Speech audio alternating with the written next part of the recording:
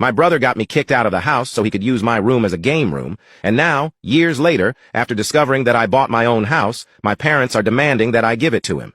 When I was younger, I lived with my mom, my stepdad, and my younger half-brother.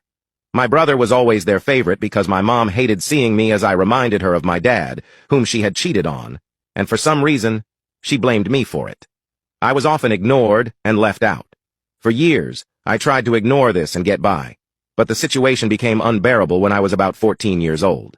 My brother was spoiled and always got what he wanted. He was really into video games, and over time, he started complaining that the house didn't have enough space for him to have his own game room, something he had seen somewhere and now wanted.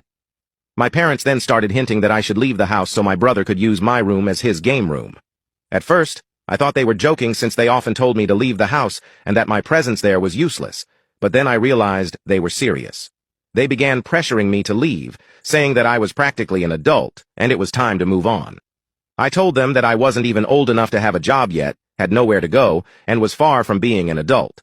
But as time passed, they decided it was time for me to go, and one day I came home from school to find all my belongings thrown on the sidewalk.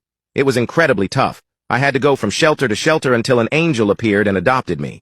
She was a police officer who lived near the shelter where I stayed the most, and we got to know each other.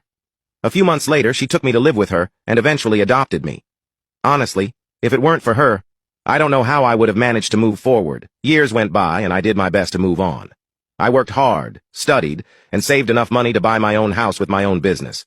I couldn't have done it without my adoptive mother for sure, as she financed my education and helped me pay to start my business.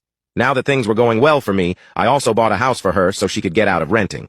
However, when my biological family found out that I had bought a house, and a house for my adoptive mother, apparently because the guy who sold me the house was a friend of my family, everything got worse again. If you want to watch the part 2, click on share and more.